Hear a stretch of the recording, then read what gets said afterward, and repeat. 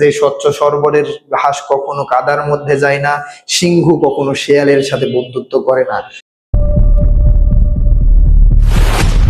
সুপ্রিয় শিক্ষার্থীরা, বাংলা সম্পারের আরো একটি নতুন ক্লাসে আপনাদের স্বাগত। বাংলা সম্পারে বিভীষণের প্রতি মেঘনাদ কবিতার বিশ্লেষণের আজকে দ্বিতীয় ক্লাস। প্রথম ক্লাসে আমরা আলোচনা করেছিলাম মাইকেল মধুসূদন দত্ত তার সাহিত্যকর্ম এবং জীবনী নিয়ে। এছাড়াও আমরা আলোচনা করেছিলাম বিভীষণের প্রতি মেঘনাদবধ কাব্যর প্রেক্ষাপট নিয়ে, যে ভিডিওটা আপনারা আই লিঙ্ক থেকে চাইলে দেখে আসতে পারেন। এবং আজকের ক্লাসের কবিতার ব্যাখ্যা বোঝার জন্য আপনার প্রেক্ষাপটটা বোঝা খুবই গুরুত্বপূর্ণ এবং জরুরি, যেটা দেখে আসলে আপনার আজকের ক্লাসটা বেশি ভালো লাগবে। এছাড়াও পূর্বে আমরা বাংলা সাহিত্যের একাদশ এবং দ্বাদশ শ্রেণীর পাঠ্য বইয়ের বা সাহিত্য পাঠের বাংলা নব্য লেখক দিকের প্রতিনিবেদনে ছাড়াও ঋতুবর্ণন সহ বিভিন্ন ক্লাসগুলো নিয়েছি, যেগুলো ডেসক্রিপশনে লিংক দেখে আপনারা করে নিতে পারেন। তো আমরা আজকে কথা বাড়াবো না, নো টেনশন, প্লিজ অ্যাটেনশন, সামনে এক্সামিনেশন নিতে হবে, প্রিপারেশন। তো আমাদের সবার কাছে আরো একটি অনুরোধ রেখে আমরা ক্লাসে শুরু করব, সেটি হচ্ছে বাংলা সম্পারে প্রথমবার হলে আপনারা সাবস্ক্রাইব বাটনটা চেপে সাবস্ক্রাইব করে পাশে থাকা বেল আইকনটি বাজিয়ে দিন, যাতে বাংলা সম্পারের ক্লাসের ভিডিওগুলো সবার আগে আপনার কাছে পৌঁছে যায়। তো আমরা কোথাও যাব না, এখনই শুরু করব বিভীষণের প্রতি মেঘনাদ কবিতা বিশ্লেষণ। আমাদের কবিতা বিশ্লেষণ করতে গিয়ে কবিতার সাহিত্য সুবাসন সম্পর্কে বা কবিতার ছন্দ এবং বিষয় সম্পর্কে আমরা একটু জেনে নিব যে বিষয়টা, সেটা একটু দেখেন। বিভীষণের প্রতি মেঘনাদ কবিতাটা আমাদের মেঘনাদবধ কাব্য থেকে নেওয়া হয়েছে এবং কবিতা অংশটি 14 মাত্রার অমিল প্রবাহমান জ্যোতি স্বাধীন অক্ষরবৃত্ত ছন্দে রচিত। অমিল প্রবাহমান জ্যোতি স্বাধীন অক্ষরবৃত্ত ছন্দে রচিত। যেমন দেখেন, প্রতি চরণে মাত্রা কতটি? 14টি। এবং প্রতি চরণের মাত্রা কয়টি? 2টি। প্রথম পর্বের মাত্রা 8 এবং দ্বিতীয় পর্বের মাত্রা 6। এই কনসেপ্ট গুলো আমরা একটু বুঝবো এখন ভালোভাবে, এবং বিভিন্ন পরীক্ষাগুলোতে, এখানে বোর্ড পরীক্ষায় বিগত বছরে আমাদের এখান থেকে বারবার প্রশ্ন আসতে দেখা গেছে। এছাড়াও বিশ্ববিদ্যালয় ভর্তি পরীক্ষায় এটা খুবই গুরুত্বপূর্ণ একটি টপিকস হয়ে দাঁড়িয়েছে। যেমন আমরা যদি দেখি, তাহলে আমরা ছন্দটার নাম কি পেয়েছি? অমিল প্রবাহমান স্বাধীন অক্ষরবৃত্ত ছন্দ। আমরা ছন্দটার কি নাম পেয়েছি? ছন্দটার নাম হচ্ছে অক্ষরবৃত্ত ছন্দ। অক্ষরবৃত্ত ছন্দে রচিত। এই অক্ষরবৃত্তটা কি? জ্যোতি স্বাধীন। অক্ষরবৃত্তটা কি আমরা পেয়েছি? জ্যোতি স্বাধীন এবং 14 মাত্রার অমিল। 14 মাত্রার কি? অমিল। প্রতি চরণে মাত্রা 14টি এবং চরণের পর্ব 2টি। প্রথম পর্ব 8 মাত্রা, দ্বিতীয় পর্ব 6 মাত্রা। আমরা একটি লাইন যদি আমরা প্রথমে দেখি, তাহলে আমরা বুঝতে পারবো। আগে দেখবো এটা কয় মাত্রার কবিতা। যেমন, এতক্ষণে অরিন্দ্রম কহিল বিষাদে, এতক্ষণে অরিন্দ্রম কহিল বিষাদে, আমাদের কয়টি অক্ষর আছে আমরা আগে সেটা দেখবো। সেটা কি?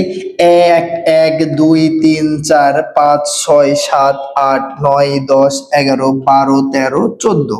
তাহলে আমরা এখানে কি বিষয়টা দেখলাম, যে 14 মাত্রার আমাদের কবিতাটা কত মাত্রার? 14 মাত্রার। এখন তাহলে আমরা তো পেয়ে গেছি না, এখানে 14 মাত্রা কয়টি মাত্রা রয়েছে? আমাদের 14টি মাত্রা রয়েছে না? কবিতার মাত্রা রয়েছে কয়টি? 14টি। তাহলে এখানে 14 মাত্রার অমিল প্রবাহমান ছন্দে। এখন অমিলটা কি? কারণ দেখেন, এখানে কি দেওয়া আছে? বিষাদে দেওয়া আছে। তাহলে এখানে পশিল, এখানে কি আমাদের ছন্দের অন্তে মিল রয়েছে? অন্তে মিল নাই। যেমন আমি আপনি কবিতা যদি লিখি, তাহলে আমার আপনার কবিতার ছন্দে মিল করে দিই, কিন্তু মাত্রা বুঝি নাই। যেমন আমিও ছোটবেলায় কবিতা দেখলাম, তুমি আমার ভাই ছোটবেলায় প্যান্ট পরো নাই। এই যে ভাই আর নাই, এর মধ্যে অন্তে একটা মিল রয়েছে না? কিন্তু দেখেন, এই কবিতার শেষে অন্তে কি নাই? কোনো মিল নেই। অন্তে কি নেই? কোনো মিল নেই। তার কারণে এটাকে বলা হচ্ছে অমিল প্রবাহমান। অমিল প্রবাহমান। তারপরে যে কনসেপ্টটা পাচ্ছি সেটা হচ্ছে কি? জ্যোতি স্বাধীন। এখন এই জ্যোতি স্বাধীনটা কি? দেখেন, শব্দ আমরা জানি তো সাধারণত কি বাক্যের শেষে জ্যোতি ব্যবহৃত হয়, কিন্তু দেখেন এখানে জ্যোতি চিহ্নগুলো কোথায় ব্যবহার করা হয়েছে? বাক্যের মাঝে জ্যোতি, স্বাধীনভাবে জ্যোতিগুলো ব্যবহার করা হয়েছে। কখনো শেষে ব্যবহার করতে হবে বা মাঝে ব্যবহার করতে হবে, এমন কোনো রীতি বা নীতি এখানে ধারেনি কি আমাদের মাইকেল মধুসূদন দত্ত। তাই এটি হচ্ছে 14 মাত্রার ছন্দে রচিত এবং অমিল। ছন্দের কি? শেষের অন্তে মিল নাই, পদের অন্তে কি নাই? ছন্দের মিল নেই তাই অমিল। আবার জ্যোতি স্বাধীন, স্বাধীনভাবে জ্যোতি ব্যবহার করা হয়েছে তাই এটাকে বলা হচ্ছে কি জ্যোতি স্বাধীন। ছন্দটা কি 14 মাত্রার ছন্দটা হচ্ছে অক্ষরবৃত্ত। এখন অক্ষরবৃত্ত ছন্দটা কি? বাংলা কবিতার ছন্দ 3 প্রকার। যে কবিতাটা আস্তে আস্তে পড়া হয়, আস্তে লয় থাকে সেটাকে বলে অক্ষরবৃত্ত। যেটা আস্তেও না ধীরেও না পড়া হয় সেটাকে বলা হয় কি মাত্রাবৃত্ত। আর যেটা জোরে জোরে পড়া হয় সেটা কি স্বরবৃত্ত। যেমন অক্ষরবৃত্ত, যেমন আপনি এতক্ষণে অরিন্দ্রম কহিল বিষাদে, এটাকে আপনি জোরে বলতে পারেন? এতক্ষণ অরিন্দ্রম কহিল বিষাদে বলতে পারেন? পারলে তো ভালো মতো হচ্ছে না, উচ্চারণ হয় না, তাই এটাকে বলা হচ্ছে অক্ষরবৃত্ত ছন্দে রচিত। কিন্তু আপনি দেখেন বিদ্রোহী কবিতা, সোনার তরী কবিতা, 18 বছর বয়স কবিতা, এই কবিতাগুলো দেখবেন না জোরে না আস্তে এভাবে বলা হয়, তাই এগুলোকে বলা হয় মাত্রাবৃত্ত। আর আবার আপনি ছোটবেলায় যে ছড়াগুলো পড়তেন না, আম পাতা জোড়া জোড়া মারবো চাবুক চড়বো ঘোড়া আসছে আমার পাগলা ঘোড়া, এই যে এই বিষয়গুলো, এগুলো কি জোরে জোরে পড়া হতো না? এগুলো কি আপনি আস্তে আস্তে বলতে পারবেন? আম পাতা জোড়া জোড়া বলতে পারবেন? পারবেন না। তো এর কারণে এই আমাদের কবিতায় এটা কি ছন্দ? অক্ষরবৃত্ত ছন্দে রচিত এই কবিতাটি।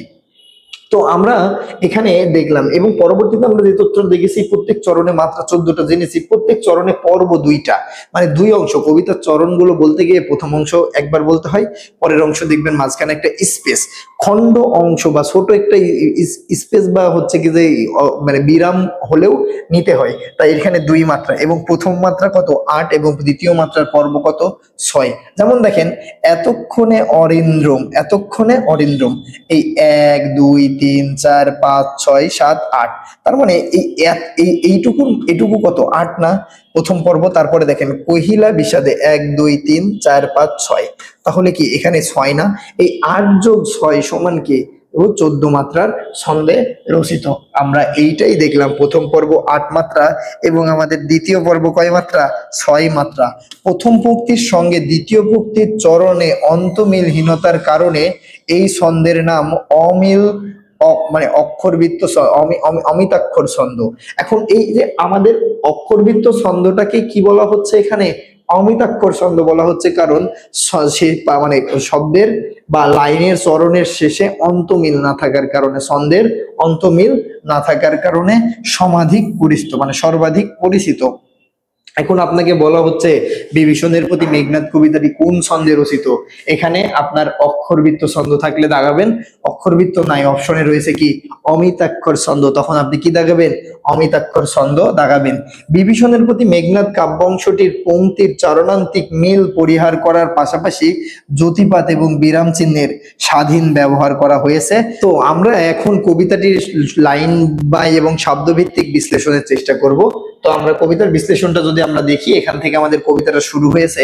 কবিতার প্রথম চরণটা কি একটু যদি আমরা লক্ষ্য করি, কবিতার প্রথম চরণটা এখানে দেখতে পাচ্ছি, সেটা হচ্ছে কি এতক্ষণে অরিন্দ্রম কহিল বিষাদে, এতক্ষণে অরিন্দ্রম কহিল বিষাদে।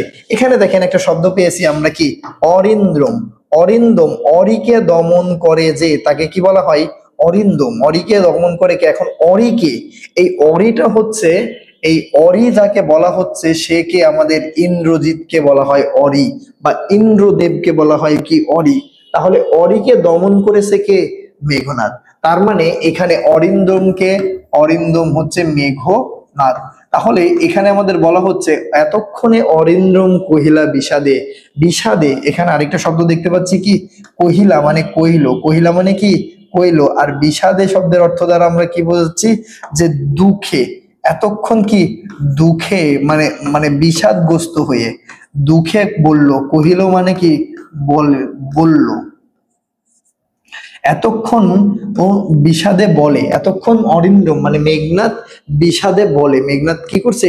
ওই যে অন্তপুরীর বা হচ্ছে পূজার যে যজ্ঞাগার, নিকুম্ভিলা যজ্ঞাগার, এই নিকুম্ভিলা যজ্ঞাগারে অরিন্দ্রম পূজা করছিল। এমন সময় করছে কি, দেখে কি যে দরজার দিকে তাকায় দেখে লক্ষণ, দিকে তাকাই কি লক্ষণ। তো মেঘনাদ চিন্তা করছে যে লক্ষণ আসলো কিভাবে? লক্ষণ সদস্যদের প্রহরীকে তো ফাঁকি দিয়ে আসা সম্ভব না। তারপরে সেই লক্ষণের পিছনের দিকে তাকিয়ে দেখে যে তার চাচাকে বিভীষণ। এই বিভীষণকে দেখে দুঃখ পেয়েছে কে? মেঘনাদ। দুঃখ পেয়ে বলছে এতক্ষণে অরিন্দ্রম কহিল বিষাদে, অরিন্দ্রম কহিল কি বিষাদে, মানে দুঃখ প্রকাশ করে কইল বিষাদে। জানিনো কেমনে আসিল, এই জানিনো শব্দের অর্থ কি? জানিনু শব্দের অর্থ জানলাম, জানুনু শব্দের অর্থ কি জানলাম। এতক্ষণে কি করতে পারছে সে, এতক্ষণে জানতে পেরেছে, এতক্ষণে কি করতে পেরেছে, জানতে পেরেছে, জানতে মানে জানতে পেরেছে, ঠিক আছে। জানিনু কেমনে আসিল, কেমনে আসি লক্ষণ পুষিল, মানে এই যে কিভাবে লক্ষণ এসে পুষিল মানে প্রবেশ করলো, লক্ষণ কি করলো এখানে, এখানে কিভাবে এসে লক্ষণ প্রবেশ করেছে এইটার কথা বলছে এখানে, প্রবেশ করলো, বেশ করলো, তার মানে লক্ষণ এখানে প্রবেশ করলো কিভাবে। তাই এখানে কবি মেঘনাদ বলছে যে এতক্ষণ অরিন্দম কহিল বিষাদে, মেঘনাদ দুঃখে বলল কিভাবে লক্ষণ এসে প্রবেশ করেছে কোথায়, তার লঙ্কাপুরীতে, মানে এই যে রাক্ষসপুরীতে। এখানে রাক্ষসপুরী বলতে বোঝানো হচ্ছে লঙ্কাপুরী, রাক্ষস বলতে বোঝানো হচ্ছে কি লঙ্কাপুরীর কথা বলা হচ্ছে। লঙ্কা যদি আমরা যদি বলি তাহলে মানে এখানে আমরা লিখতে পারি লঙ্কা, লঙ্কাপুরী। এখানে এই লঙ্কাপুরীতে এসে প্রবেশ করেছে, তারপরে বলেছে হাই তাত উচিত কি তবে, হাই তাত উচিত কি তব এই কাজ, এই যে তোমার কি এই কাজ করা উচিত হয়েছে। এই যে রাক্ষসপুরী, রক্ষ যোগ পুরী, রক্ষ বিসর্গ যোগ পুরী, এটা কিন্তু বিসর্গ সন্ধি। রক্ষপুরীটা কি সন্ধি আমরা যদি একটু দেখি, এই যে সন্ধি বিচ্ছেদটা কি, রক্ষ বিসর্গ যোগ কি পুর, যোগ কি পুর সমান কি রক্ষসপুর, এটি হচ্ছে আমাদের সন্ধি সাধিত শব্দ। আর এই যে এখানে আমাদের এই যে পুর, এই পুর শব্দের অর্থ কিন্তু নগর, পুর শব্দের অর্থ কি নগর, তার মানে রাক্ষসদের নগরকে কি বলা হচ্ছে রক্ষপুর, রাক্ষসদের নগরকে কি বলা হচ্ছে রক্ষসপুর বলা হচ্ছে। তারপরে দেখেন হাই তাত, তো উচিত কি তব এই কাজ, নিকষা সতী তোমার জননী, নিকষা সতী কি তোমার জননী। এই যে আমাদের পরবর্তীতে আমরা যেটা দেখতে পাইলাম যে শব্দটা পেলাম, সেটা কি, সেটা হচ্ছে কি তাঁত, সেটা কি পেয়েছে আমাদের এখানে বলছে তাঁত, খুবই গুরুত্বপূর্ণ। এবং ঢাকা বিশ্ববিদ্যালয়ে এই প্রশ্নটা একবার এসেছে, এবং এখানে আমাদের এটা বুঝতে অনেক সময় আমাদের ভুল হয়। এখানে তাঁত শব্দের অর্থ কি, তাঁত শব্দের অর্থ বাবা, তাঁত শব্দের অ্যাকচুয়ালি অর্থটা দাঁড়ায় কি, একটু আমরা এখানে যদি দেখি তাঁত শব্দের অ্যাকচুয়াল অর্থটা কি দাঁড়ায়, তাঁত শব্দের অর্থ হচ্ছে কি বাবা, তাঁত শব্দের অর্থ হচ্ছে বাবা। তো আমরা যদি এখানে লিখি তাঁত শব্দের অর্থ কি বাবা, এখানে তাঁত শব্দের অর্থ বাবা, তাহলে হাই তাঁত উচিত কি তব, তার মানে এখানে তাঁত বলতে কি মেঘনাদ কি তার বাবা রাবণকে বুঝিয়েছে না, কিন্তু এখানে কি অর্থে ব্যবহৃত হয়েছে, এখানে চাচা অর্থে ব্যবহৃত হয়েছে। কবি তাই চাচা অর্থে ব্যবহার হয়েছে, চাচা, চাচা, কবিতায় চাচা কে বলা হয়েছে, বলা হয়েছে, কবিতায় চাচাকে কি বলা হয়েছে তাঁত বলা হয়েছে। প্রশ্ন ঢাকা বিশ্ববিদ্যালয়ে একবার হয়েছে যে হাই তাঁত উচিত কি তব এই কাজ, তার মানে তখন তাঁত মানে কি চাচা, আর যদি বলে খালি তাঁত, তাঁত শব্দের অর্থ কি তখন হবে কি বাবা। যদি শুধু তাঁত শব্দের অর্থ জানতে চাই তাহলে হবে বাবা, আর হাই তাঁত উচিত কি তব এই কাজ এমন যদি বাক্য দিয়ে প্রশ্ন করে তাহলে তাঁত শব্দের অর্থ কি চাচা, তাঁত শব্দের অর্থ কি চাচা, উচিত কি তব তোমার কি উচিত হয়েছে এই কাজ, নিকষা সতী তোমার জননী। এই যে এখানে দেখেন নিকষা, আমরা একটা শব্দ পাচ্ছি কি নিকষা, এই নিকষাকে আমরা কি বলেছি নিকষা সতী তোমার জননী। এই নিকষা কার মায়ের নাম ছিল, আমরা প্রথম লেকচার এটা দেখেছি, বিভীষণের মায়ের নাম কি ছিল নিকষা। তাহলে এখানে এই নিকষাটা হচ্ছে কি, এই নিকষাটা হচ্ছে বিভীষণের মা, নিকষাটাকে, নিকষাটা হচ্ছে বিভীষণের মা,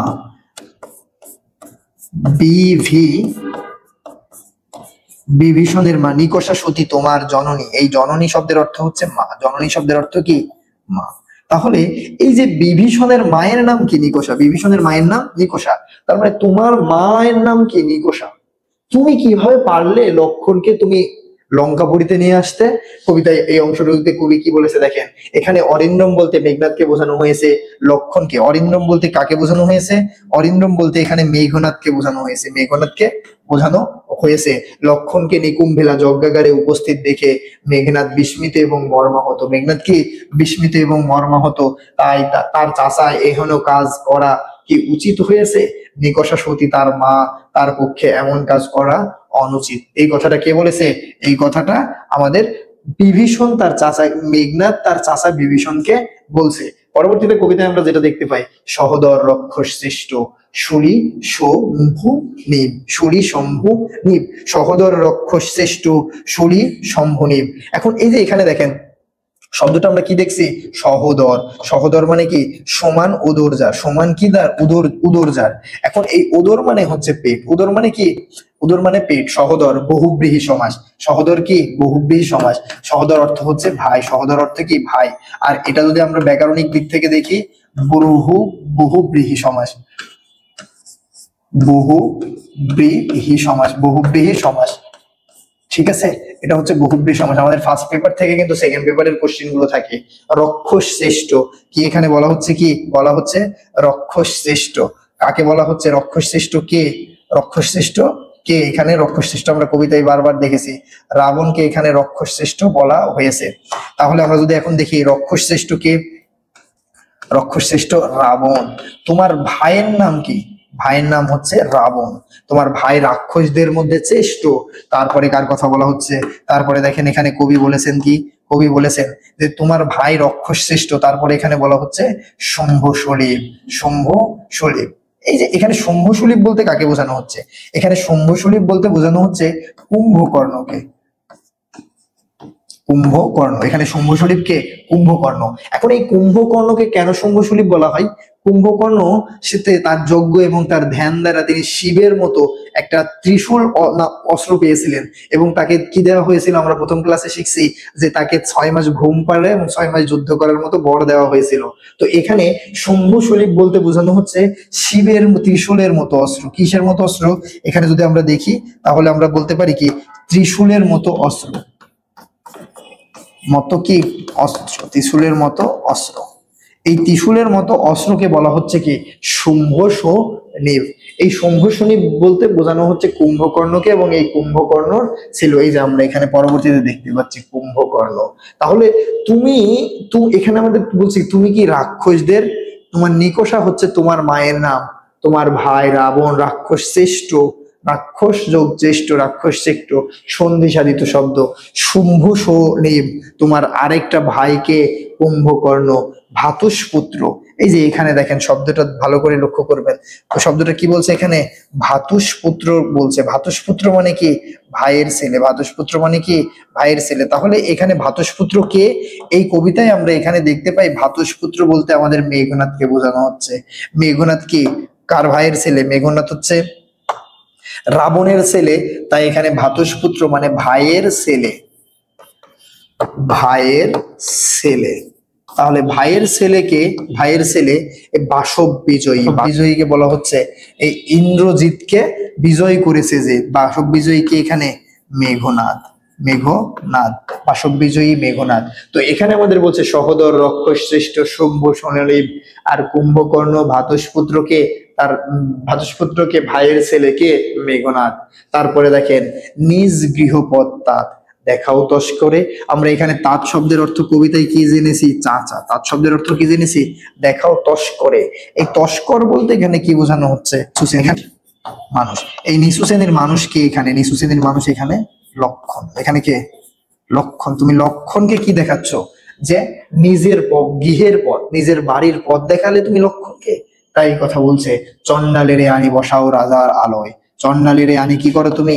রাজার আলোয় বসাও, রাজার আলোয় বসাও। চন্ডাল, এখানে চন্ডাল কাকে বলা হচ্ছে?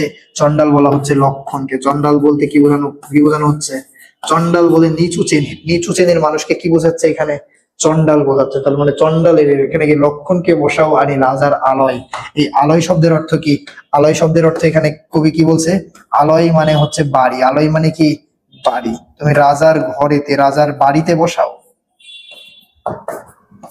বাড়ি, আলয় মানে হচ্ছে কি? বাড়ি বা ঘর। তুমি কি করো, এই লক্ষণকে, নিচু শ্রেণীর লক্ষণকে তুমি এনে কি করো, রাজার বাড়িতে বা রাজার ঘরে এনে বসাচ্ছ। এই কথা কার? এই কথা হচ্ছে বিভীষণের প্রতি মেঘনাদ বলেছেন।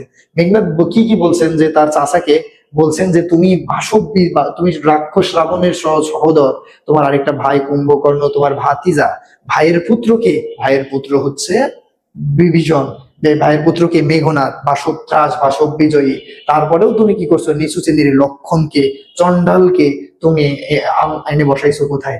রাজার বাড়িতে বসিয়েছো। কবি এখানে বলেছেন যেটা সেটা দেখেন। তাছাড়া যেখানে আছে রাবণ, রাবণকে ভাতা মানে ভাই, কুম্ভকর্ণ যে কিনা শূলিপাণি মহাদেবের মতো, শূলিপাণি কি মহাদেবের মতো ত্রিশূলধারী, আর যেখানে তার ভাইয়ের পুত্র স্বয়ং মেঘনাদ দেবতাদের রাজা ইন্দ্রজিৎকে জয় করেছে, মেঘনাথের মনে প্রশ্ন জাগে, এত কিছুর পরেও শত্রুকে পথ চিনিয়ে নিজ পথে নিয়ে এলে, চোরকে তুমি প্রশ্রয় দিলে, চন্ডালের মতো তুমি নিম্ন শ্রেণীর কাউকে নিয়ে এসে এ স্থান দিলে। তার মানে আমরা এখানে দেখছিলাম এই তস্কর শব্দের অর্থ হচ্ছে চোর। তস্কর শব্দের অর্থ কি? চোর। তস্কর শব্দের অর্থ চোর। চোরকে তুমি এনে দিলে, তারপরে কি? কিন্তু নাহি গঞ্জি তোমায় গুরুজন তুমি। এই যে নাহি গুঞ্জি, গুঞ্জি মানে কি? ভৎসনা করি আমি তোমাকে, তারপরেও কি করি না? ভৎসনা করি না। কি করি না? আমি তোমাকে কোনো ধরনের ভৎসনা বা অপমান করি না।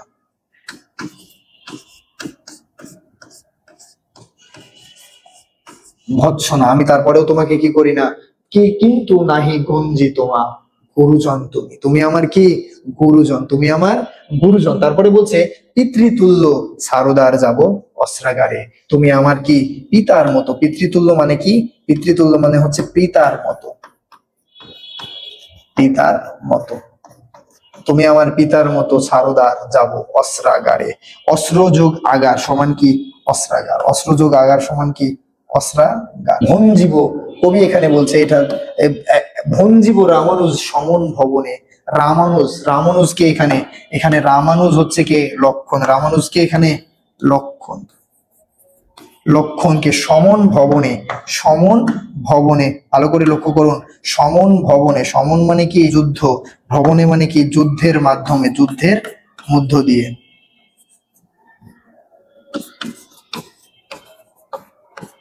যুদ্ধের মধ্য দিয়ে, যুদ্ধের মধ্য দিয়ে লঙ্কার কলঙ্ক আজি ভঞ্জীব আহবে। ভঞ্জীব কি করে? আহবে মানে এখানে হচ্ছে কি যে যুদ্ধে কি করবে? যুদ্ধের মধ্য দিয়ে, এটাও আহবে মানে কি? যুদ্ধ। যুদ্ধের মধ্য দিয়ে কি করবে? আজকে লক্ষণকে সমন ভবনে, এখানে সমন ভবনে বলতে বোঝানো হচ্ছে যে নরকে পাঠানো, নরকে পাঠানো, নরকে পাঠানো। কি করবে? লক্ষণকে, রামানুজ লক্ষণকে কোথায় কি করবে? নরকে পাঠাবে। কিসের মাধ্যমে? লঙ্কার কলঙ্ককে, লক্ষণ লঙ্কার কলঙ্ককে, লক্ষণকে আজকে যুদ্ধের মধ্য দিয়ে কোথায় পাঠাবে? নরকে পাঠাবে। কবিতায় কবি কি বলেছেন? কিন্তু যাই হোক গুরুজনের প্রতি তার গভীর শ্রদ্ধাবোধ, কারণ বিভীষণ পিতৃ তুল্য। মেঘনাদ অস্ত্রাগারে গিয়ে যুদ্ধের সাজ গ্রহণ করে আসবে বলে তাকে দ্বার ছাড়তে অনুরোধ জানায়, কারণ সে লক্ষণকে উপযুক্ত, লক্ষণকে উপযুক্ত শাস্তি দিতে চায়, তার সাথে যুদ্ধ করতে চায়, পরাজিত করে তাকে লঙ্কার সমস্ত কলঙ্ক কালিমা মুছে দিতে চায়। কে মুছে দিতে চাই? লক্ষণ। তো পরবর্তীতে আমাদের পরবর্তী অংশটা দেখি। এখানে দেখছে উত্তরিলা বিভীষণ। এই উত্তরিলা মানে কি? উত্তর করলো। কি করলো? বিভীষণ এতক্ষণে উত্তর করলো। মানে কবিতার প্রথম থেকে যতগুলো কথা হয়েছে সব কথাগুলো কে বলেছে? সব কথাগুলোই বলেছে কে? আমাদের সব কথাগুলোই বলেছে কে? এতক্ষণ ধরে মেঘনাদ বলেছে। উত্তরিল মানে উত্তর করলো। উত্তর কি? করলো, করলো, উত্তর করলো বিভীষণ বৃথায় সাধন। বৃথায় কি? তুমি যে চেষ্টা করছো বৎস, এই সাধনটা, এটা কি? বৃথায় সাধন ধীমন। কি বলেছে এখানে? পরবর্তীতে খুবই গুরুত্বপূর্ণ কিন্তু এই শব্দটা পরীক্ষায় আমাদের বারবার আসতে দেখা যায়। ধীমন, ধীমান, বৃথায় সাধন ধীমান। এখানে ধীমান শব্দের অর্থটা কি দেখেন? এটাকে যদি ধীমান শব্দটা হচ্ছে কি যে ধী, ধী প্লাস কি মান, ধী প্লাস কি মান। এই ধী মানে হচ্ছে বুদ্ধি। ধী মানে কি? ধী মানে হচ্ছে বুদ্ধি। আমরা ধী মানে যেটা দেখছি সেটা হচ্ছে কি? বুদ্ধি, বুদ্ধি। তাহলে আর মান মানে কি? মান। তাহলে ধীমান মানে কি? বুদ্ধিমান। তাহলে এখানে বুদ্ধিমানটা কে? এখানে নিঃসন্দেহে এই বুদ্ধিমান বলতে আমাদের কাকে বোঝানো হয়েছে? এই ধীমান বলতে আমাদের বোঝানো হয়েছে মেঘনাদকে, মেঘনাদকে বোঝানো হয়েছে।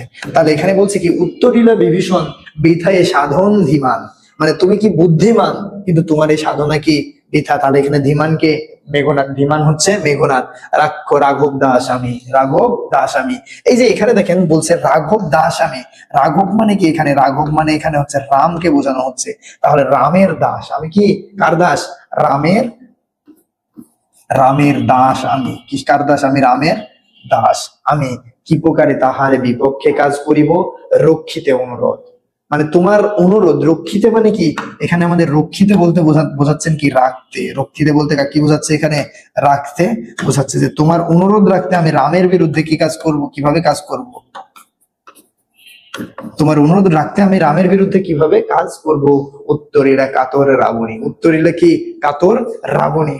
এখানে উত্তরে কি করছে? কাতর স্বরে কে বলছে? এখানে কাতর স্বরে এখানে বলছে কি? আমাদের মেঘনাদ। কাতর রাবণী, রাবণী মানে কি? রাবণের ছেলে, রাবণের ছেলে। এখানে রাবণের ছেলে কে? মেঘনাদ। তাহলে এখানে উত্তর করছে কি? মেঘনাদ। উত্তরীরা হে পিতৃতব্য, হে পিতৃতব্য। পিতৃতব্য মানে কি? পিতা। পিতৃতব্য মানে হচ্ছে পিতা। হে পিতৃতব্য, পিতার সমান, পিতার কি? সমান। পিতৃতব্য মানে পিতার সমান। হে পিতার সমান তব বাক্য ইচ্ছে মরিবার, তোমার কথা শুনে আমার কি? মরে যেতে ইচ্ছে করে। তোমার কথা শুনে কি করতে ইচ্ছে করে? আমার মরে যেতে ইচ্ছে করে। রাঘব দাস তুমি কেমনে অমুখে আনিলে এই কথা তাত। এখানে তাত, তাত শব্দের অর্থ আমরা বলছি, বারবার শব্দটা আসছে। তাত মানে কি? এখানে চাচা। এখানে কি? চাচা। তাত বলতে আমাদের কাকে বোঝানো হচ্ছে? তাত বলতে বোঝানো হচ্ছে এখানে কি? তাত বলতে বোঝানো হচ্ছে চাচা। তাত বলতে কি এখানে বোঝানো হচ্ছে? এখানে বোঝানো হচ্ছে চাচা। চাচা কহ দাসেরে, তুমি আমাকে বলো যে কিভাবে তুমি এই কথা মুখে আনলে। তোমার কথা শুনে আমি মরে যেতে ইচ্ছে করে, যে তুমি রামের দাস। মেঘনাদের কথা ও অনুরোধ শুনে বিভীষণ উত্তর দিল, তোমার এসব চেষ্টা বৃথা, তোমার সাধনা ব্যর্থ ছাড়া আর কিছুই নয়। কারণ মেঘনাদের অনুরোধ রক্ষা করতে গিয়ে বিভীষণ লক্ষণের বিরুদ্ধে গিয়ে কাজ করতে পারবে না। মানে এখানে লক্ষণের বিরুদ্ধে কাজ, কারণ সে রামের দাস, কাজ করতে পারবে না। তখন রাবণী, রাবণী মানে কি? রাবণের পুত্র। কাকে বলা হচ্ছে? মেঘনাদকে। কাতর সুরে বলল, হে পিতৃতব্য, তোমার কথা শুনে আমার মরে যেতে ইচ্ছে করছে। রঘুবংশের শ্রেষ্ঠ সন্তান তুমি, রাম তার দাস। তুমি, তুমি দাস, তুমি তার দাস। এই কথা শুনে মুখে আনলে কিভাবে? এই কথা তুমি মুখে আনলে কিভাবে? পরবর্তী দেখেন, স্থাপনা বিধির বিধুর স্থানুর ললাটে। খুব গুরুত্বপূর্ণ শব্দগুলো। স্থাপিলা বিধির বিধুর। স্থাপিলা মানে কি? স্থাপিলা মানে স্থাপন করা, স্থাপন, স্থাপন করা, স্থাপন করা। স্থাপিলা বলতে এখানে বোঝানো হচ্ছে কি? স্থাপন করা। এখানে স্থাপন করা কি? স্থাপন করা বিধির বিধুর বিধি স্থানুর ললাটে, স্থানুর ললাটে। এখানে এই যে বিধুর মানে কি? চাঁদ, চাঁদ, চাঁদ। বিধি স্থানুর ললাটে, স্থানুর ললাট বলতে কি বোঝানো হচ্ছে? আকাশে, আকাশে। ঠিক আছে, চাঁদকে কোথায় কি, কোথায় স্থান দিয়েছে? চাঁদকে আকাশে স্থান দিয়েছে। বিধি মানে কি? ঈশ্বর। বিধি মানে কি? ঈশ্বর। ঈশ্বর চাঁদকে কি করেছে? আকাশে, আকাশের। ললাট অর্থ হচ্ছে কপাল। ললাট অর্থ কি? ললাট অর্থ হচ্ছে কপাল। তার মানে স্থাপন করেছে ঈশ্বর চাঁদকে আকাশের কপালে স্থাপন করেছে। ঈশ্বর চাঁদকে কি করেছে? আকাশের কপালে স্থান করেছে। পরে কি কবি ভূতলে শশী যান গড়াগড়ি। এখানে দেখেন, এখানে কবি এখানে কি বলছে? কবি এখানে যেটা বলছে সেটা দেখেন। ভূতল, ভূতল বলতে কি বোঝানো হচ্ছে? ভূমি। ভূতল বলতে কি বোঝানো হচ্ছে? এখানে ভূতল বলতে বোঝানো হচ্ছে চাঁদ কি কখনো মাটিতে পড়ে? শশী, শশী মানে কি? শশী শব্দের অর্থ হচ্ছে চাঁদ। শশী শব্দের অর্থ চাঁদ। শশী শব্দের অর্থ কি? এখানে চাঁদকে শশী বলছে। শশী বলতে এখানে বোঝানো হচ্ছে কি? চাঁদ। চাঁদ কি কখনো মাটিতে গড়াগড়ি খান? যান গড়াগড়ি। চাঁদ কি কখনো মাটিতে গড়াগড়ি খান? ঈশ্বর যে চাঁদকে আকাশের কপালে স্থাপন করেছেন, কি নিশ্চল ভাবে স্থাপন করেছেন, সেই চাঁদ কি কখনো মাটিতে পড়ে গড়াগড়ি খান? কবির প্রশ্ন এটা। ধুলাই, ধুলাই কি কখনো গড়াগড়ি খান? হে রাক্ষস রুতি, ভুলিলে ভুলিলে কেমনে তুমি কে? জনম তব কোন মহাকুলে? তোমার কোন বংশে জন্ম? কুল বলতে কি? মহাকুল বলতে বংশ, মহাকুল বলতে কি? তোমার কোন বংশে জন্ম, তুমি কিভাবে ভুলিলে? এখানে কবি কি বলেছেন? বিধাতা চাঁদকে আকাশে নিশ্চল করে স্থাপন করেছেন, তাই বলে চাঁদ কি ধুলোই গড়াগড়ি খান? তাহলে তুমি কি করে এমন হলে? তুমি রাক্ষস কুলের বীর হয়ে কি করে নিজের পরিচয় ভুলে গেলে? তুমি কি এই ভাবতে পারো কেমনে মহাকুল, কোন মহাকুলে তোমার জন্ম? মানে মেঘনাদ বিভীষণকে বারবার বুঝাচ্ছে যে তুমি কে আর আজকে তুমি কাদের সাথে। পরবর্তীতে কবি আমাদের কি বলেছেন দেখি পরবর্তী অংশটা। পরবর্তী অংশে দেখা যাচ্ছে, কে বা সে অধম রাম, কে বা সে অধম রাম স্বচ্ছ সরোবরে, স্বচ্ছ সরোবর।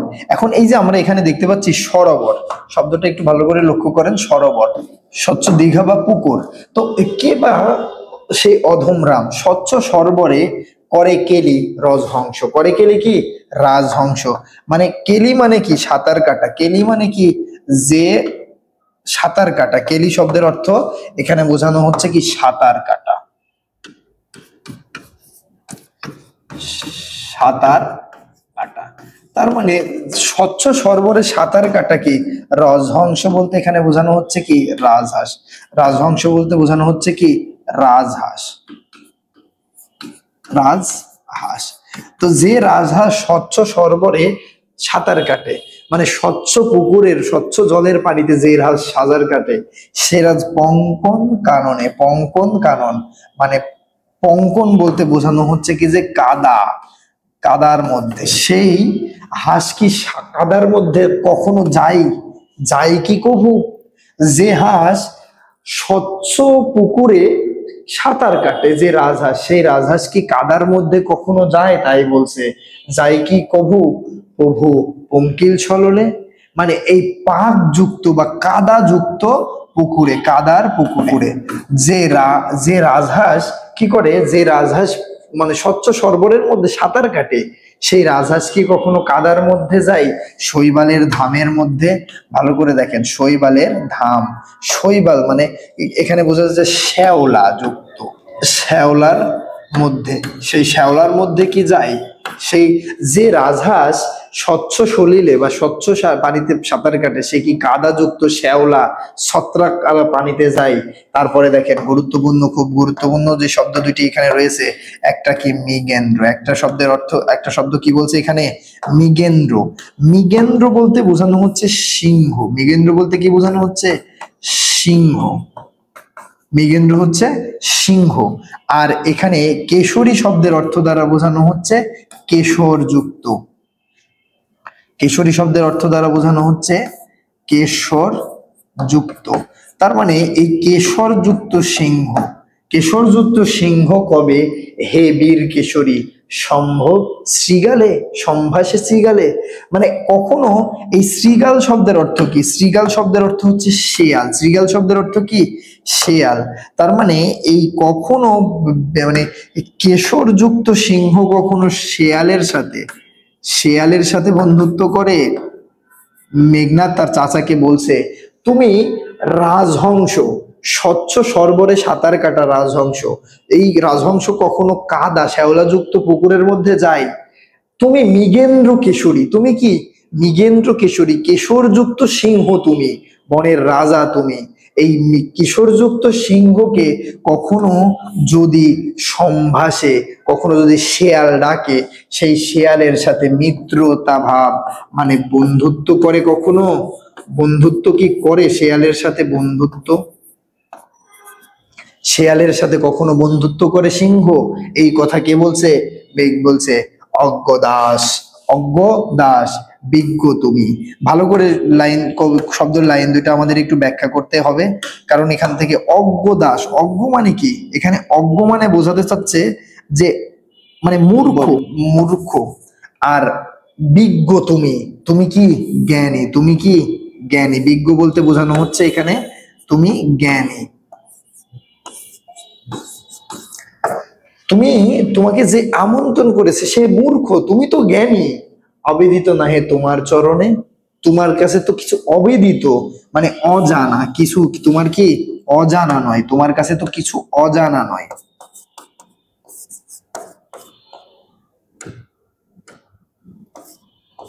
অজানা নয়, তোমার কাছে তো কিছু অজানা নয়, কিছু অজানা নয় তোমার চরণে। চরণে বলতে এখানে বোঝানো হচ্ছে কাছে। তোমার কাছে তো কিছু অজানা নয়, তুমি যার কাছে আসো সে তো কি, সে অজ্ঞ, সে মূর্খ। তুমি তো জ্ঞানী, তোমার কাছে তো কিছু অজানা নাই।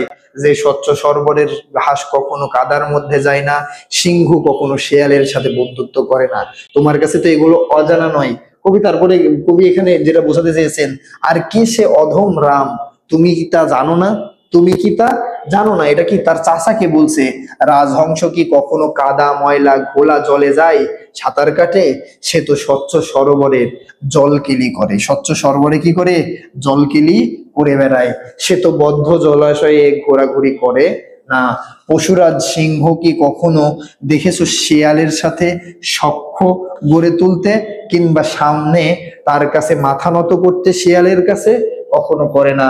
আমি জ্ঞানহীন মূর্খ, তুমি তো অজ্ঞাবহ, তুমি কি করো, তুমি তো সবকিছুই জানো, কিন্তু তুমি তো সর্বজ্ঞানী মহাজ্ঞান, তুমি তো সর্বজ্ঞানে মহাজ্ঞানী গুণী, তোমার এত কিছু তো অজানা নয়, তোমার এগুলো কি নয়, অজানা নয়।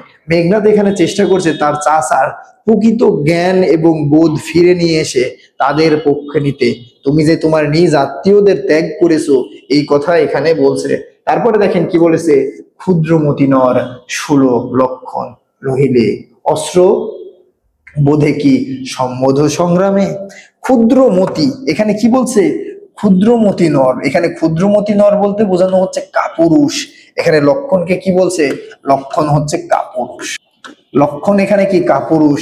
সুর লক্ষণ, লক্ষণ কাপুরুষ নইলে অস্ত্রহীন যোধে কি সে সম্বন্ধে সংগ্রামে। মানে অস্ত্রহীন কাউকে যুদ্ধে ডাকে, লক্ষণ কি, লক্ষণ তো কাপুরুষ, কাপুরুষ থাকার কারণে অস্ত্রহীন এমন কাউকে যুদ্ধের জন্য সম্বোধন করছে। তারপরে বলছে কহ, মানে কি বলো, তুমি বলো। কহ মহারথী, এ কি মহারথী প্রথা, এ কি কোনো মহাবীরের প্রথা, তুমি তো মহাবীর, এখানে কি মহাবীরের প্রথা, এটা কি কোনো মহাবীরের কথা, এটা কি কোনো মহাবীর বলতে পারে মহাবীরের কথা, এটা কি কোনো মহাবীরের কথা। না শিশু লঙ্কাপুরে, মানে একটি শিশু নাই লঙ্কাপুরে, শুনি না হাসিবে এই কথা, এই কথা শুনে হাসবে এমন একটা শিশু লঙ্কাপুরে নাই, যে নিরস্ত্র মানুষকে যুদ্ধের জন্য কি করছে, আমন্ত্রণ জানাচ্ছে। লক্ষণ এই কাপুরুষ লক্ষণ। তারপরে বলছে কি, সারপথ আসিব ফিরিয়া এখনই, আমি এখনই ফিরে আসব, এখনই ফিরে আসব, দেখিব আজ কোন দেব বলে, কোন কি বলে, দৈব্য বলে। এখানে দেখেন দৈব্য বল মানে কি, দেবতার শক্তিতে, দেব তার শক্তিতে, কোন দেবতার শক্তিতে আজ কি করে, হচ্ছে কি যে বিমুখ সমরে, মানে সমরে মানে যুদ্ধে, সমরে মানে কি, সমরে মানে এখানে বোঝানো হচ্ছে যুদ্ধে, সমরে মানে যুদ্ধে মোরে সৌমিত্রের কুমতি, সৌমিত্রের কুমতি। এখানে সৌমিত্র, আমরা প্রথম লেকচারে আমরা দেখেছি যে এখানে সৌমিত্রের কুমতি বলতে, সৌমিত্র লক্ষণের মায়ের নাম ছিল সৌমিত্রা, লক্ষণের মায়ের নাম কি ছিল, সৌমিত্রা। তাহলে সৌমিত্রের কুমতি বলতে এখানে কাকে বোঝানো হচ্ছে, লক্ষণকে। এখানে লক্ষণকে বোঝানো হচ্ছে, সৌমিত্রের কুমতি মানে লক্ষণকে বোঝানো হচ্ছে। তো কবি এই জায়গায় কি বলছে, ছোট মনের হীন মানসিকতা সম্পন্ন লক্ষণ, তা না হলে কিভাবে আমাকে অস্ত্রহীন অবস্থায় যুদ্ধের জন্য আমন্ত্রণ জানাই। হে মহারথী, তুমি তো বলো নিরস্ত্র মানুষের সাথে যুদ্ধ করা কি কোনো বীরের আচরণ। এমন কথা শুনে একজন শিশু খুঁজে পাওয়া যাবে না লঙ্কাপুরে, যে না হেসে থাকবে। তাই আমাকে যেতে দাও, আমি এখনই ফিরে আসব। আর কি করব, লক্ষণকে শায়েস্তা করব, লক্ষণকে কি করব, শায়েস্তা করব। তারপরে বলছে দৈব্য দৈত্য নররণে, দৈব্য দৈত্য নররণে। দৈব্য মানে কি, দৈব্য মানে হচ্ছে দেবতা, দেবতা। দৈত্য, দৈত্য মানে হচ্ছে কি, এখানে দৈত্য মানে এখানে বোঝাচ্ছে দানব, দৈত্য মানে এখানে কি বোঝাচ্ছে, দানব। দানব নর, এখানে নর দ্বারা বোঝানো হচ্ছে মানুষ, নর দ্বারা কি, মানুষ, রণে মানে যুদ্ধক্ষেত্রে, যুদ্ধ যুদ্ধক্ষেত্রে। তারপরে দেখেন এখানে কি বলছে, স্বচক্ষে মানে নিজ চোখে, নিজ চোখে।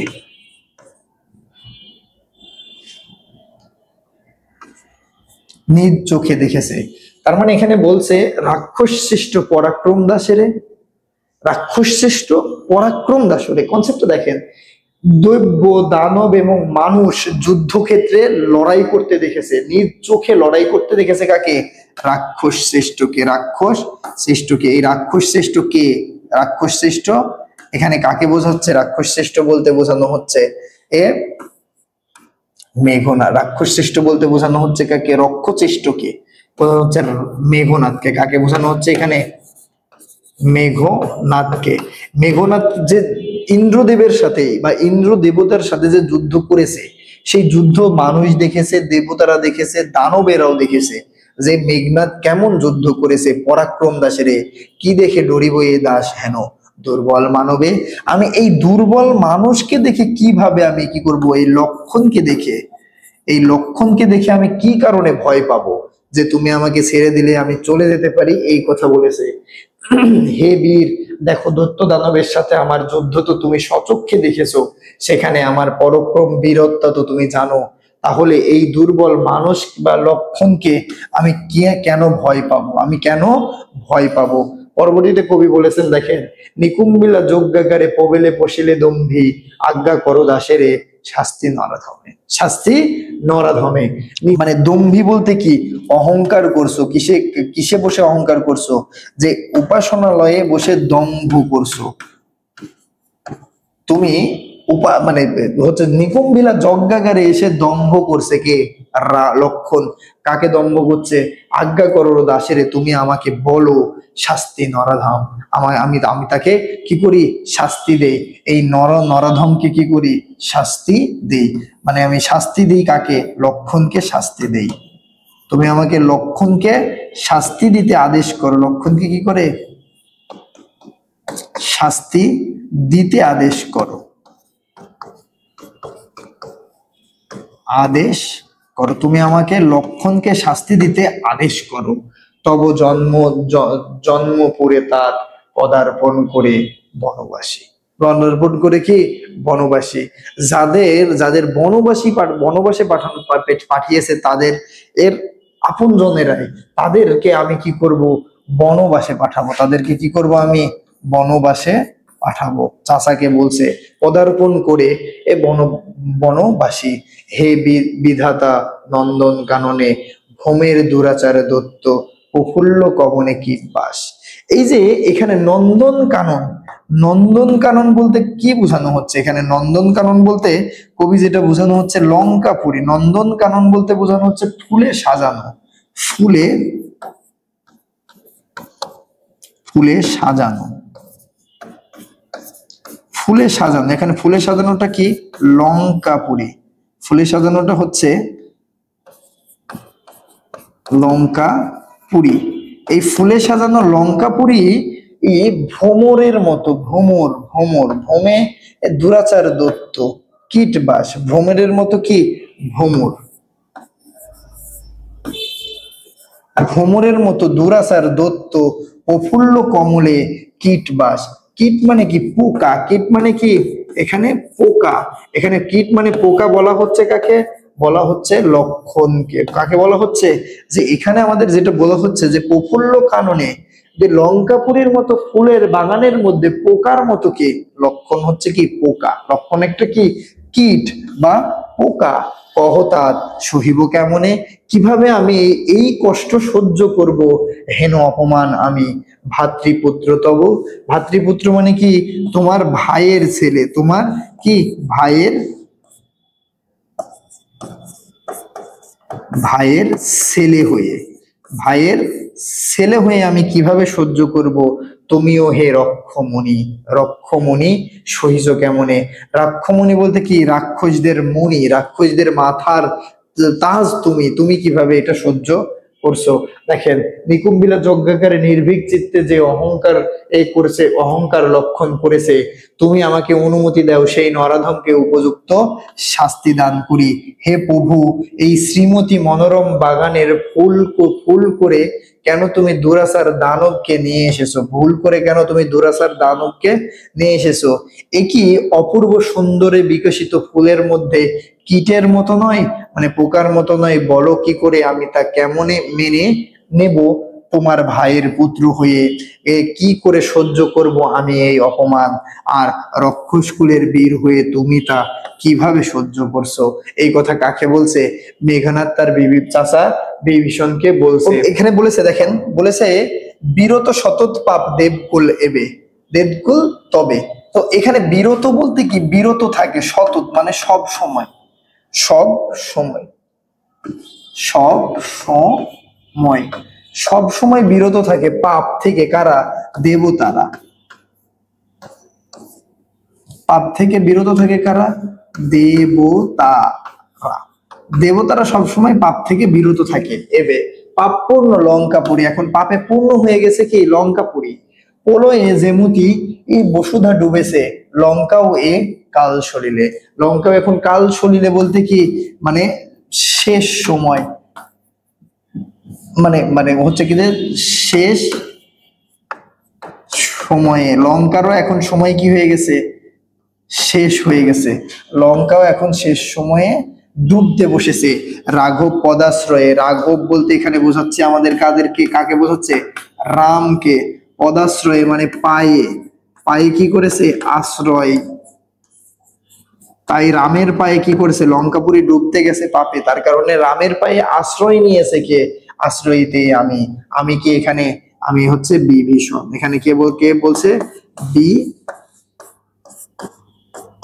বিভীষণ। বিভীষণ কি করছে? রামের পায়ে আশ্রয় খুঁজেছে।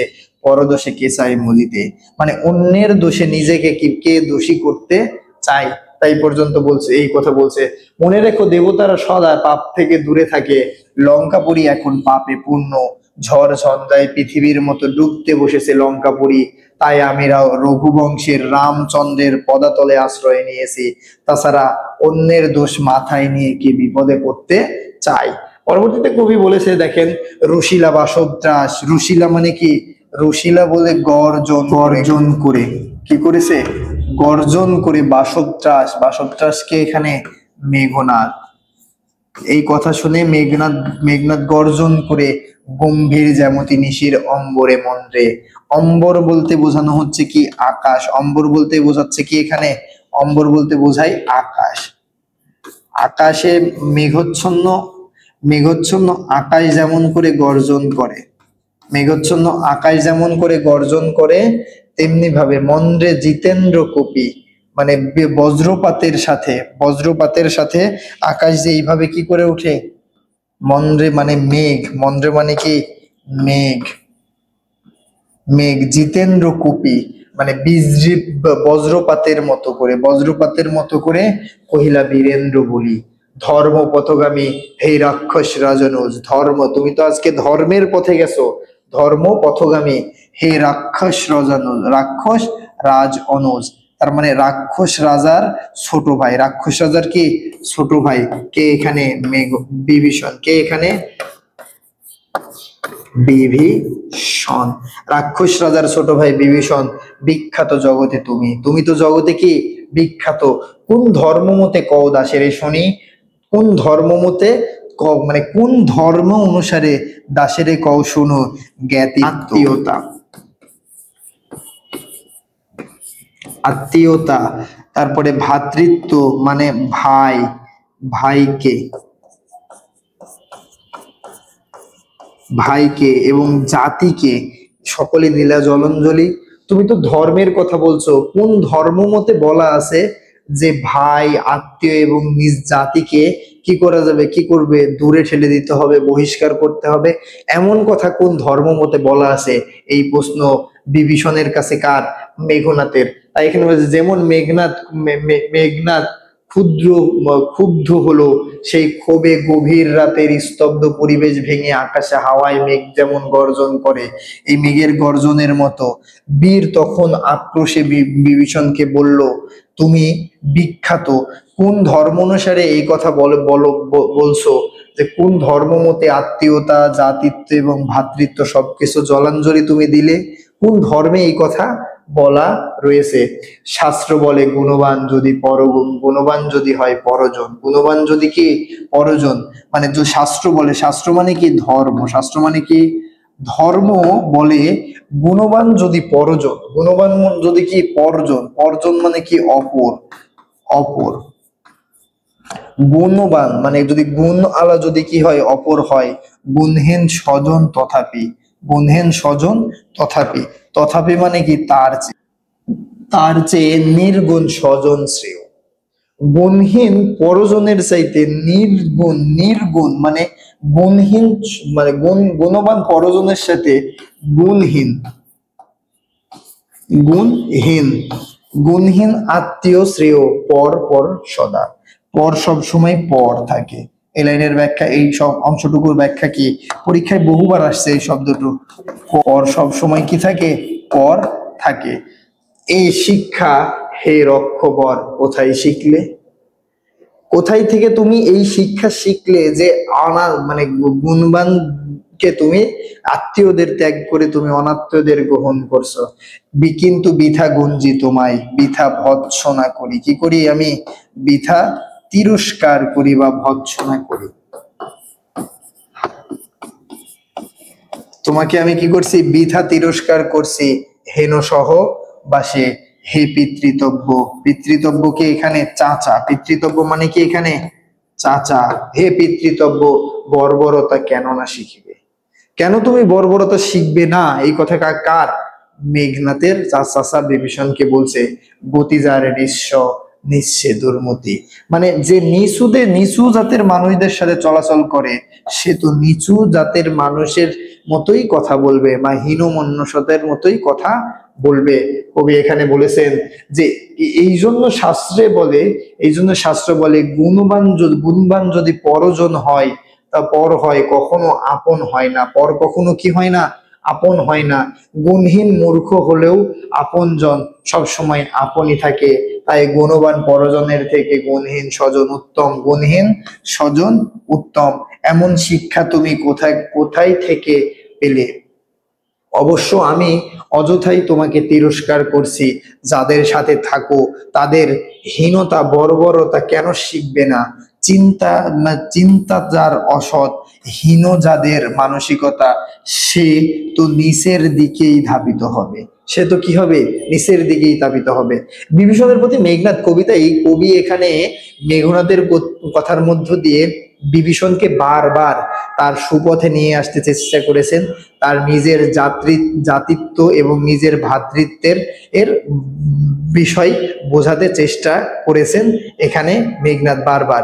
তো এই কবিতায় আমরা যে বিষয়গুলো দেখতে পেয়েছি, রাবণকে বলা হয়েছে রক্ষস শ্রেষ্ঠ এবং রামকে বলা হয়েছে কাকে, রামকে রাঘব এবং অধম বলা হয়েছে, কুম্ভকর্ণকে শুম্ভ সুলীপ বলা হয়েছে, বিভীষণকে তাঁত পিতৃতাপ রক্ষসরতি বীরেন্দ্র কিশোরী মহারথী রক্ষসমণি রাবণুজ রক্ষসবর ধর্মপথগামী রাক্ষস রাজনুজ নমশির ফণি আকাশের চাঁদ সিংহ, এগুলো বলা হয়েছে। মেঘনাথকে অরিন্দ্রম বাসব বিজয়ী রাবণী বাসবদাস ধীমান দাস পরাক্রম দাস বীরেন্দ্র বলি রাবণ আত্মাজ এবং অস্ত্র রণসম, এইগুলো বলা হয়েছে কাকে, মেঘনাথকে। লক্ষণকে বলা হয়েছে কি, লক্ষণকে বলা হয়েছে চণ্ডাল তস্কর রামনুজ ক্ষুদ্রমতি সৌমিত্রী কুমিতি দম্ভী বনবাসী দুরাচার দত্ত শ্রীগাল মাটির চাঁদ শ্যাওলা, এগুলো কাকে বলা হয়েছে, লক্ষণকে বলা হয়েছে। এই কবিতার মধ্য দিয়ে কবি বারবার বিভীষণকে কি করতে চেয়েছেন, মানে তার ধর্ম পথে নিয়ে আসতে চেয়েছেন, সুপথে নিয়ে আসতে চেয়েছেন। কবিতার মূল বিষয় বিভীষণের প্রতি মেঘনাদ কাব্য অংশটুকু মাইকেল মধুসূদন দত্তের মেঘনাদ বধ কাব্য নামক বদ নামক শস্য স্বর্গ থেকে নেওয়া হয়েছে। এই কবিতায় মাতৃভূমির প্রতি রাবণের জ্যেষ্ঠ পুত্র মেঘনাদের অকৃত্রিম ভালোবাসা ও রাবণের ছোট ভাই বিভীষণের বিশ্বাসঘাতকতা, দেশপ্রেম, দেশদ্রোহিতার বিরুদ্ধে সুগভীর ঘৃণা প্রকাশ করা হয়েছে। আপনারা যখন সৃজনশীল লিখবেন, সৃজনশীলের শেষে যখন কনক্লুশন টানবেন, কনক্লুশনটা এইভাবে টানার চেষ্টা করবেন। তো আমরা এই দীর্ঘ ক্লাসে আমরা যেটা বোঝানোর চেষ্টা করেছি, বিভীষণের প্রতি মেঘনাদ প্রথম ক্লাসে কবি পরিস্থিতি সহ যে বিষয়গুলো মানে আলোচনা করা হয়েছে সেইটা, এবং আজকে আমাদের এর কবিতার লাইন টু লাইন ব্যাখ্যা এবং শাব্দিক ব্যাখ্যা, অনুচ্ছেদ ব্যাখ্যা পর্যন্ত আমরা করেছি। আশা করি আপনারা উপকৃত হবেন। এছাড়াও আমাদের একাদশ দ্বাদশ শ্রেণীর বাংলা প্রথম এবং দ্বিতীয় ক্লাসগুলো আমাদের বাংলা সম্ভার প্লেলিস্টে আপনারা পেয়ে যাবেন। সবাই ভালো থাকবেন, সুস্থ থাকবেন। ধন্যবাদ সবাইকে। আসসালামু আলাইকুম।